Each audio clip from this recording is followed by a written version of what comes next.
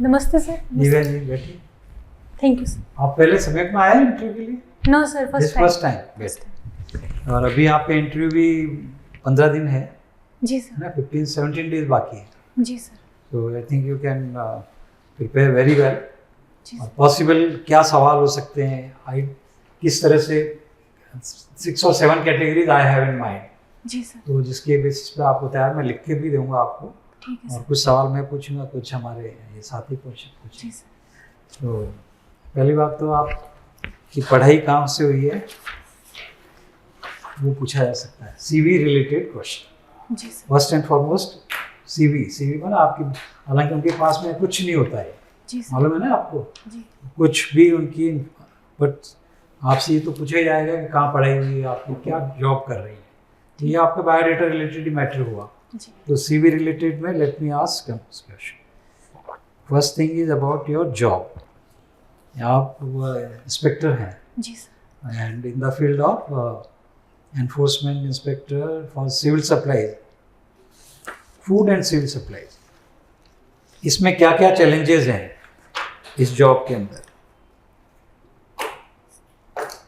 What are the challenges, जो चुनौतियाँ आपके? जी सर। आप काफ़ी साल हो गए ना, तो 4 साल हो गए, क्या क्या चुनौतियाँ आपने इसमें देखी है, और फिर आपने क्या किया, आपने सुझाव क्या दिए हैं इसके इम्प्रूवमेंट के लिए? 2030 का जो मिशन था उसमें आपने कोई सुझाव दिए या नहीं दिए? इसमें क्या जवाब होगा? सर 2030 के मिशन में मैंने सुझाव दिए हैं सर। इस डिपार्टमेंट के अंदर ये है कि एक तो बहुत सारे लोग ऐसे इस NFS एक्ट के अंदर जुड़े हुए हैं जो पात्रता नहीं रखते हैं, अपात्र लोग हैं जो इस योजना का लाभ उठा रहे हैं। तो इस तरीके से जो पोर्टल है, पहचान पोर्टल और जो EPDS पोर्टल है, इनको एक कर दिया जाए, ताकि जो भी जैसे किसी भी राशन कार्ड में किसी भी जो बेनिफिशरीज है, अगर उसकी डेथ होती है, विवाहित यूनिट है, तो उनको तुरंत हटाया जा सके। और अपात्र लोगों को हटाने का है सर। और जो पोस्ट मशीन्स है सर, उनमें कुछ टेक्निक्स की प्रॉब्लम है, तो उसका और अच्छा उसमें कुछ इम्प्लीमेंट किए जा सकते हैं सर। ठीक है।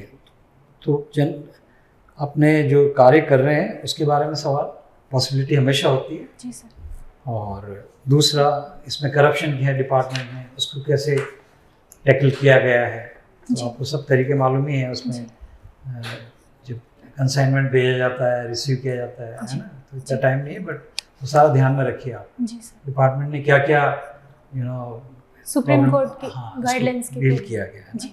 नेक्स्ट, आपका सब्जेक्ट पढ़े आपने पॉलिटिकल साइंस में, आपने पोस्ट ग्रेजुएशन किया है। जी सर। पॉलिटिकल साइंस से रिलेटेड क्वेश्चंस हो सकते हैं। जी। उसमें क्या होंगे, क्योंकि सारे लोग वहाँ जो होते हैं थोड़ा बहुत सब जानते हैं पॉलिटिकल साइंस के बारे में। जी सर। तो पॉलिटिकल साइंटिस्ट कोई बता सकते हो? पॉलिटिकल फिलोसोफर्स को 2-3 नाम बता सकते हो? टॉप पॉलिटिकल फिलोसोफर्स जिन्होंने पॉलिटिक्स को एक डायरेक्शन दिया। जी सर। सवाल समझ में आ गया? जी sir. Political philosophers who give direction to politics of the period. जी सर। सर एक तो होब्स मुझे याद आ रहे हैं, होब्स, मॉन्टेस्क्यू और प्लेटो, अरिस्टो। वो तो बहुत पुराने हो गए, उन्होंने तो फाउंडेशन ही दिया ना। सही नाम बताया, दे आर टॉप मुखिया। वो लोग तो कहते हैं कि इनके अलावा बाकी लोगों ने तो फुटनोट्स ही लिखे हैं। जी सर। अरिस्टो के बाद में या प्लेटो के बाद में कौन किसका गुरु था? ये 3, प्लेटो, एरिस्टोटल, सोक्रेट, कौन किसका गुरु था? सबसे सीनियर कौन है इन तीनों में? सबसे सीनियर सर सुकरात। उनकी मौत कैसे हुई? सॉरी सर, नहीं मालूम? नहीं। उनको जहर दे दिया गया अपने विचारों के लिए। जी। उनको कहा कि आप जा सकते हो, पर उन्होंने कहा मैं जहर पी लूँगा, पर अपनी बात तो यही है। इमेजिन। तो इसलिए 2000 साल बाद भी उसको याद किया जाता है। उसका शिष्य कौन था? प्लेटो। प्लेटो। प्लेटो क्यों जाना जाता है? सर प्लेटो ने भी एक सिद्धांत, वो 4 सद्गुण का सिद्धांत दिए थे। उसने क्या एक संस्था खड़ी की जो अभी भी उसका नाम यूज किया जाता है? Sir utopia, I think. नहीं, वो यूटोपिया तो एक कॉन्सेप्ट है, एकेडमी। अकेडमी है ना, प्लेटो की ने एकेडमी शुरू की थी ना, आजकल police academy, administrative academy, national academy of administration academy, जहाँ पे ज्ञान का वो होता है। जी और उसका शिष्य कौन था? अरिस्टोटल। अरस्तु। उसने तो सारी किताबें लिख डाली। जी और इनका शिष्य कौन था जो बहुत बड़ा व्यक्ति था? एरिस्टोटल का शिष्य, सॉरी सर, जाना माना फिगर है, हर व्यक्ति जानता दुनिया में, सिकंदर, अलेक्जेंडर। ये चार कितने महान व्यक्ति हैं एक के बाद। वो तो भारत भी आया था बॉर्डर तक, है ना। तो पॉलिटिकल फिलोसॉफी के बारे में मेन आइडियाज, कॉन्सेप्ट, वो थोड़ा ध्यान रखिए आप, है ना। किसने क्या किताब लिखी, क्या, जैसे मैंने ये सवाल पूछा था ना, किसकी फिलोसॉफी के कारण से पॉलिटिक्स ही बदल गई, तो वो है कार्ल मार्क्स। कार्ल मार्क्स के पहले कौन था? रूसो। रूसो ने क्या कहा था? Man is born free but now is in chains. बन जाता, जैसे पैदा होने के बाद समाज के बंधन, ये बंधन। और कार्ल मार्क्स ने क्या बोला? विश्व के मजदूरों एक हो जाओ। आपको अपनी चैन तोड़ो तो खोने के लिए कुछ नहीं है जी। उसके कारण कम्युनिज्म आया, लाखों लोग मारे गए, दो थिंकर्स की सोच के कारण से या उनकी राइटिंग्स के कारण से। ये तो एक उदाहरण है, ऐसे कई और भी उदाहरण है। जस्टिस, लिबर्टी, इक्वालिटी, वो भी किसी ने बोला था, उससे फ्रेंच रेवोल्यूशन आया। जी सर। तो पॉलिटिकल साइंस अपना डिपार्टमेंट। फिर आप बीकानेर से किया, बीकानेर रिलेटेड, बीकानेर में जीआई टैग किस चीज़ को मिला हुआ है, या दर्शनीय स्थान क्या क्या है मालूम है ना? आप ध्यान रखना। किसने बसाया था, उसकी वहाँ की इकोनॉमी, वहाँ की जो भी क्वेश्चन बनते हैं, हेरिटेज इश्यूज हैं, गंग कैनाल कौन लेके आया, महाराजा गंगा सिंह जी, वो ध्यान में रखिए। ये तो है सी रिलेटेड क्वेश्चन। आप करंट अफेयर्स में पूछो एक आध। अभी जो इजराइल की घटना है जी, ये कब से, इसका जेनेसिस कब से है, कब से इसका बीज, आज की समस्या का बीज कहाँ से है, कब, कितनी पुरानी है ये समस्या? सर जब से इजराइल को एक यहूदी राष्ट्र के रूप में बसाया गया था, ये 1948 की बात है, तब से ये, और 1967 में जो अरब का युद्ध हुआ था, उसके पहले ये जूस कहाँ घूम रहे थे? सर ये शरणार्थी के तौर पे इनको यहाँ बसाया था, और पहले जर्मनी के अंदर थे सर, और भी काफ़ी देशों में थे सर ये यहूदी। केवल जर्मनी में थे या सारे यूरोप में थे?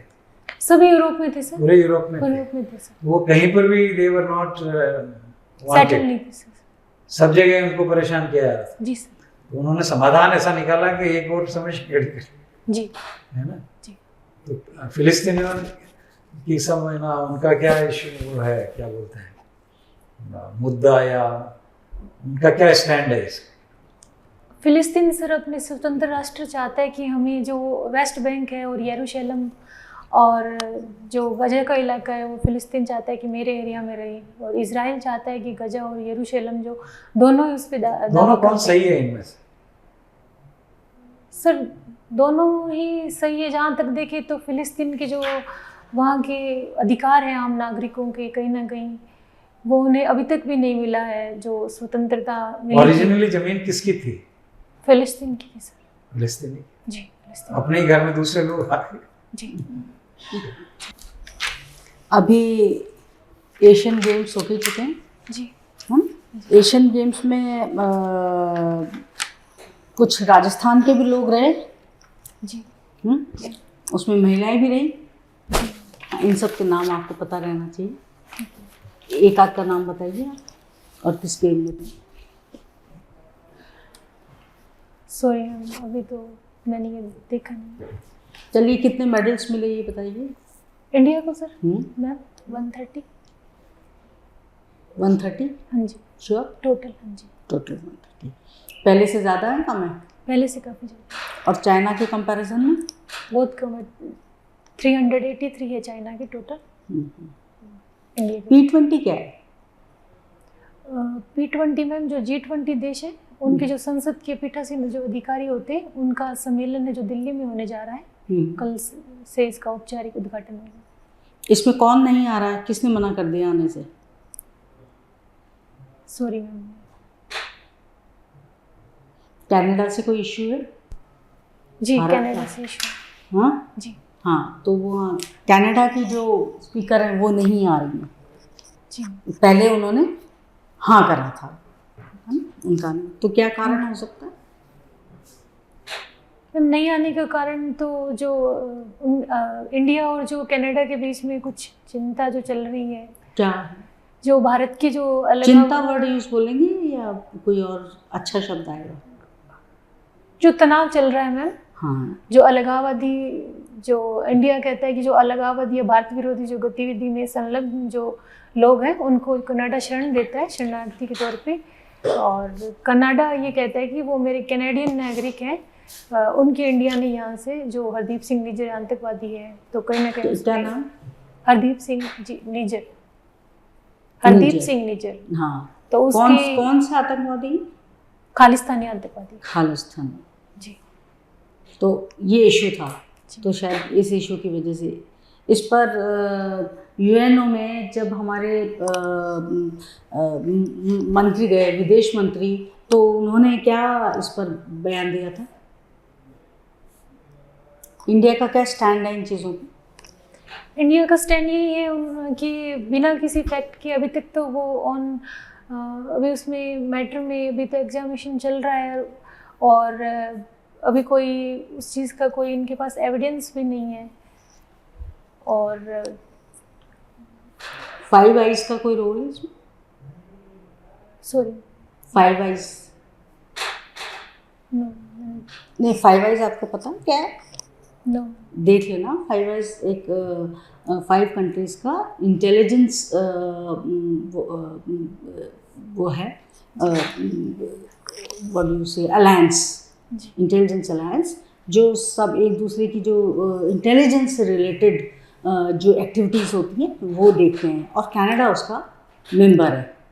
जी तो यू कैन से इट। अच्छा, विमेन से रिलेटेड इश्यूज तो मैं आपसे बाद में पूछती हूँ, एम्पावरमेंट और डेवलपमेंट। पहले बताइए, कोई नोबेल प्राइज़ मिला है किसी वुमेन को, किसी लेडी को? जी मैम, कौन सा मिला?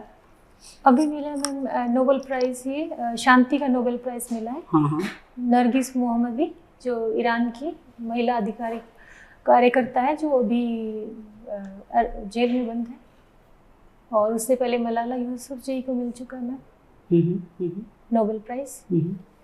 और अभी उनके लिए बताइए, जो जिनको अभी मिला है वो अभी कहाँ पर है? मैम ईरान की जेल में बंद है वो। जेल में बंद है जी तो उनको कितने समय की सज़ा है? सॉरी मैम, एग्जैक्ट मैं याद नहीं कर पा रही हूँ, शायद 30 साल की सज़ा है। तो अभी किसने कहा है कि इनको छोड़ा जाए, इनको जेल से निकाला जाए? किसने बोला? कौन चाहता है ऐसा? नोबेल प्राइज़ जो कमेटी होती है नॉर्वेजियन, उन्होंने कहा है कि इन्होंने इतना अच्छा काम करा है, एंड ये इस तरह इनको अभी डिटेन नहीं किया जा सकता इन इश्यूज़ पर जिस पे कि उनको डिटेन किया जा रहा है। चलिए, ये बताइए कि कभी भी वॉर्स होती हैं, जी मैम, अभी कौन सी चल रही है? एक तो रूस यूक्रेन चल रहा है, हाँ और एक हमास इजराइल का चल रहा हाँ, ये लेटेस्ट है हमास, और इसका और भी ख़तरनाक है बहुत ज़्यादा। है। जी तो इसमें विमेन ज़्यादा इफेक्टेड हो रही हैं। जी विमेन, तो क्या इश्यूज होते हैं ऐसे कि विमेन ज़्यादा इफेक्टेड हो जाती हैं? मैम, जैसे महिलाएं हैं, उनको बंधक बनाना, उनके साथ में किसी भी प्रकार की अप्रिय घटनाएं या फिर रेप के केसेस हैं, ये जब ये युद्ध होते हैं तो वो ज़्यादा बढ़ जाते हैं। वल्नरेबल ज़्यादा रहती हैं। जी तो क्या इस तरह के इश्यूज अभी देखने में आए हैं क्या? बच्चों के साथ कुछ हुआ है? जी मैम, हाँ, तो अभी जो इसराइल का स्टैंड है वो ठीक है क्या इन बातों को देखते हुए? इज़राइल ने ये कहा है कि अगर हमास हमारे बंधक बनाए गए बच्चे और जो भी महिलाएं अगर उन्हें युद्धबंदी उन्हें छोड़ देता है तो वो जो अपने हमले हैं उन्हें रोक देगा, नहीं तो तब तक वो जो गाजा पट्टी का उसने चारों तरफ से उसको लॉक कर रखा है, खाने की या बिजली सप्लाई है या जो भी है कोई भी मूलभूत सुविधाएं हैं सबसे उसको अलग अलग कर दिया गाजा तो पट्टी। इससे विमेन कैसे क्या इफेक्ट होगा? महिलाएं तो इफेक्ट होंगी, वो घरों में रहती है और इस तरीके की सिचुएशन है तो और ज़्यादा उनके लिए। नहीं तो इजराइल का स्टैंड ठीक है क्या? नहीं मैम, युद्ध किसी चीज़ का हल नहीं होता है। चलिए, ये आपने बात ठीक बोली कि ये किसी का हल नहीं होता। चलिए, राजस्थान में विमेन डेवलपमेंट को लेके क्या क्या कार्य हुए हैं और विजन 2030 में आपने अपना क्या सुझाव दिया था? विमेन को, विमेन रिलेटेड पूछेंगे, आपके डिपार्टमेंट से रिलेटेड नहीं पूछेंगे। जी मैम। मैम अगर राजस्थान में महिला विकास के लिए देखी जाए तो बहुत सारी स्कीम्स हैं और महिलाओं को जो फैमिली है उसका मुखिया बनाते हुए जन आधार कार्ड है तो उसी से सभी योजनाओं का है तो महिला को मुखिया बना दिया है। तो कोई भी योजना, केवल नाम बताइए, है ना, ऐसे एक एक डिटेल, जब डिटेल में पूछे तब बताएं। हाँ, 5-7 बताइए। जी मैम, जैसे number 1 Indira Gandhi gas subsidy योजना, वेरी गुड, उज्ज्वला योजना के थ्रू जो है, और उसके बाद में अगर ये अन्नपूर्णा फूड पैकेट योजना है तो इसमें भी, और इसके अलावा जो सैनिटरी नैपकिन्स के लिए उड़ान योजना थी स्वच्छता के लिए विमेंस के लिए, और जननी शिशु सुरक्षा योजना मैम, और इसके अलावा महिलाओं के लिए बालिकाओं के लिए काली बाई भील मेधावी स्कूटी वितरण योजना है, देवनारायण छात्रा स्कूटी वितरण योजना है, बालिका फाउंडेशन की स्थापना है मैम। एक आप बहुत इम्पोर्टेंट वाली भूल रही हैं, स्मार्टफोन योजना। स्मार्टफोन योजना, सॉरी मैम जी। महिलाएं बड़ी खुश होकर ले जाती हैं जी। हाँ, ठीक है, आपने ये ठीक बताया। अब आप मुझे बताइए कि क्या ये योजनाएं जो हैं ये इनफ, अच्छा 2030 में आपने कोई वो दिया अपने विजन में? मैम महिलाओं से रिलेटेड मैंने नहीं दिया सुझाव नहीं। अच्छा, अब कितने सजेशंस आ गए उसमें, कुछ ध्यान? सॉरी। 3.5 करोड़ के लगभग, वैसे एग्जैक्ट फिगर 3.32 जो कि मैंने पढ़ा था, है ना, तो ये आपसे पूछा जा सकता है। अच्छा, आपके जो फूड एंड सप्लाई में है, ये इतने सालों से, जब से राजस्थान में ये डिपार्टमेंट फॉर्म हुआ है तब से लेकर ये पीडीएस सिस्टम, यही ना जी, है ना जी, तो इसमें कोई रिफॉर्म्स ही नहीं हुए हैं। क्या रिफॉर्म्स होने चाहिए? एक आपने पीओएस मशीन लगा दी, वो भी चलती नहीं है आपकी जी, है ना, तो क्या रिफॉर्म्स होने चाहिए? क्या इसको बिल्कुल इतना डिजिटली हम इतना आगे बढ़ रहे हैं, सब कुछ हो रहा है, लेकिन इस डिपार्टमेंट में कोई वो मुझे नहीं लगता कोई रिफॉर्म्स हुए हैं। क्या मैं ठीक बोल रही हूँ ऐसा? नहीं मैम, काफ़ी रिफॉर्म्स हो चुके हैं। पूरा डिपार्टमेंट का एंड टू एंड कंप्यूटराइजेशन किया गया है। सुप्रीम कोर्ट के गाइडलाइंस थी मैम, उसके थ्रू तो न केवल डिस्ट्रीब्यूशन सिस्टम पे, जहाँ पे भी अगर जो भी गोदाम्स वगैरह हैं सबको ऑनलाइन कर दिया गया, आवंटन से, वितरण से, जो राशन कार्ड थे उनका डिजिटल, और बेनिफिशियरी की पहचान है, पूरा सिस्टम मैम ऑनलाइन कर दिया है। और इसके द्वारा जो और पोस्ट मशीन है और जो भी मैम सप्लाई चेन मैनेजमेंट है उसका भी एंड टू एंड कंप्यूटराइजेशन कर दिया गया है। और one nation one ration card योजना आई थी मैम, उसके द्वारा डुप्लीकेट जो भी राशन कार्ड है उसमें प्रत्येक जो यूनिट है उसको आधार कार्ड से लिंक कर दिया गया है, और जिनका आधार कार्ड नहीं था तो ऐसे करके काफ़ी क्लीन हुआ है सिस्टम। उसमें बहुत सारी डुप्लीकेट यूनिट्स जो राशन कार्ड में जुड़ी हुई थी तो उनको बाहर किया गया।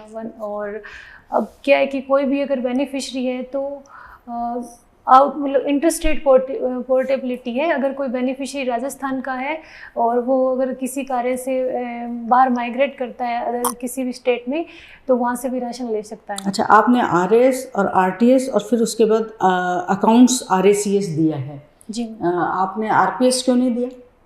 अब मैम फिजिकल इशू की वजह से जब ये मैं 2016 में मेडिकल था तो मेरी उन्होंने बताया कि आप फ्लैट फुट है, इस वजह से आप मेडिकल में। आप ग्रेजुएशन और पोस्ट ग्रेजुएशन जी सर। दोनों नॉन कॉलेजिएट किया, जी सर। क्यों? सर हमने 12th करने के बाद में बीएसटीसी किया था और फिर मेरा जो चयन है प्राइमरी टीचर के तौर पे हो गया था, तो मैंने जॉब के साथ किया है, तो प्राइवेट किया सर। अच्छा, आपने 6 साल किया प्राइमरी टीचर का। जी सर। इवन तो कुछ स्टूडेंट्स बिना काम भी नॉन कॉलेजिएट को ही चुनते रहते, क्यों चुनते?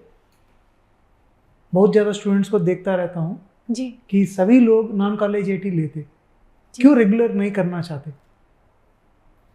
सर वो उसका रीज़न ये भी हो सकता है, कुछ सिविल सर्विसेज की तैयारी करने के लिए कि वो कोचिंग इंस्टीट्यूट वगैरह ज्वाइन करें, या फिर कोई फाइनेंशियल रीज़न की वजह से कोई अदर जॉब करे, या फिर वो भी हो सकता है सर। ये सिविल सर्विसेज का क्या परिभाषा है? सिविल सर्विसेज की परिभाषा सर आम जो पब्लिक की एक तरीके से लोगों के लिए सेवा या शासन व्यवस्था ही सिविल सर्विसेज है। कोई एक डिस्ट्रिक्ट जज है, जी सर। ये सिविल सर्वेंट कहा सकते हैं? No sir. मिलिट्री मैन है उनको? नहीं सर। तो फिर वो भी तो सेवा कर रहा है। नागरिक समाज की सेवा सर, सिविलियंस की सेवा। Chief engineer? नहीं सर, उसे सिविल सर्वेंट नहीं कहा जा सकता। ओके, कोई बात नहीं। आपका एक हॉबी है आपकी माताजी एवं ग्रैंड पेरेंट्स के साथ बात करना, जी सर। ये क्या हॉबी है, कैसा डेवलप हुआ है? सर मैं घर से बाहर रह के जॉब कर रही हूँ, तो मैं रेगुलर अपने रूटीन में उनसे बात करती हूँ और उनके बारे में उनसे बात करना, शाम के समय में उनको समय देना, ये मुझे अच्छा लगता है। अकेले हैं जी। तो नॉर्मल कोई भी लड़की तो बात करती रहती है, इसका कौन सी हॉबी है गए इधर? Even when I am alone, I will speak to my parents. Then it cannot be converted into a hobby. जी सर। Then सर हॉबी ये है कि उसको मुझे वो करना से सबसे अच्छा लगता है, इसलिए मैंने इसको हॉबी में इंक्लूड किया है सर। तो इससे क्या फ़ायदा है?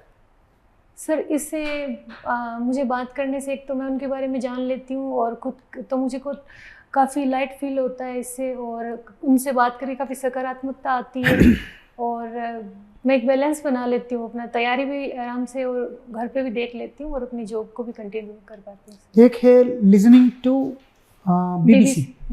क्या सुनते हैं आप? सर BBC पे जो समाचार आता है रोज़ शाम को बुलेटिन, वो मैं सुनती हूँ। कोई 2 लोग बता दीजिए जो समाचार पढ़ते। जी सर, मोहनलाल शर्मा जी और प्रेरणा शर्मा। हिंदी का सुनते हैं आप? जी सर। अच्छा, ये वन नेशन वन इलेक्शन क्या है? Sir one nation one election है कि जो भी लोकसभा और विधानसभा के चुनाव है पूरे देश में एक ही साथ एक समय पे करवाए जाएं। इसके लिए कमेटी भी गठित हुआ है? जी। कौन है इसका अध्यक्ष? सर पूर्व राष्ट्रपति डॉक्टर रामनाथ कोविंद जी। अच्छा, तो इससे क्या मेरिट है, एक क्या डीमेरिट है? एक मेरिट और एक डीमेरिट। जी सर, मेरिट ये है कि इससे जो बार बार चुनाव होने से आचार संहिता लगती है, जो रूटीन्स के काम है वो नहीं हो पाते, पूरा जो प्रशासन है वो चुनाव में लग जाता है, तो वो समय की बचत होगी और जो बार बार जो इस पे बजट भी अलग अलग इलेक्शन में आवंटित होता है, तो कहीं ना कहीं वो भी कम होगा, मितव्ययता रहेगी और समय की बचत होगी। सर ये इसकी मेरिट है। और डीमेरिट ये है कि सर जो सेंट्रल गवर्नमेंट या केंद्र के जो इलेक्शन जैसे लोकसभा की है, तो वो मुद्दे कहीं ना कहीं क्षेत्रीय जो मुद्दे होते हैं विधानसभा चुनाव में वो उनके ऊपर हावी हो जाएंगे और क्षेत्रीय मुद्दे गौण रहेंगे। किसी भी राज्य में जब इलेक्शन हो रहा है जी, तो उधर आचार संहिता लागू है। जी सर। क्या पूरा देश में लागू हो जाएगा वो आचार संहिता? नहीं सर, जहाँ जिस राज्य में चुनाव होने वो वहीं लागू होगी। तो फिर आपने कहा कि आचार संहिता एक समय पे लागू हो जाएगा, आपने कहा ना। अगर वन नेशन वन इलेक्शन होता है सर, तब पूरा आचार संहिता पूरे देश में लागू रहेगी। तो इससे क्या फायदा है? इससे फायदा सर ये समय की बचत होगी। जैसे अब विधानसभा चुनाव के समय आचार संहिता है, फिर लोकसभा के समय अलग से होगा सर, और पूरी मशीनरी को 2 बार। मैंने वही बताया, आपने कहा विधानसभा के समय पे जी एक राज्य में तो एक ही बार होती है ना। जी सर। तो फिर लेकिन लोकसभा के समय 2 बार आचार संहिता लगती है सर। कितने बार लगता है? 2 बार लगता है सर। इस आचार संहिता में कोई एक कंडीशंस बता देना 2-3, जी क्या इम्प्लीमेंट होगा उस समय? सर, मैं आपका प्रश्न समझ नहीं पाई हूँ। आचार संहिता बोल रहे हैं ना आप, जी सर। क्या क्या कंडीशंस होगा उस समय आचार संहिता में? कोड ऑफ कॉन्डक्ट में जी। कौन कौन सी रेस्ट्रिक्शंस आएगी? रिस्ट्रिक्शंस मतलब नियंत्रण होगा। जी क्या क्या चीजें नहीं कर सकती सर? हाँ, वो सरकार कोई भी सर नई योजना को लागू नहीं कर सकती, नया भी कार्यक्रम है किसी के लिए बजट आवंटित नहीं कर सकती, और जो भी मंत्री वगैरह हैं वो सरकारी जो भी वाहन है या फिर और अपना प्रचार प्रसार है वो सरकारी खर्च से नहीं कर सकते हैं। अगर कोई सभा या रैली करते हैं तो उसकी पूर्व अनुमति आवश्यक होगी चुनाव। आपका अभी इलेक्शन में हुई ड्यूटी हुई जी सर। As a what? जी सर। किस पोजीशन में आपका नियुक्ति हुई? सर चुनाव स्टोर के। Store keeper. जी। अच्छा सर।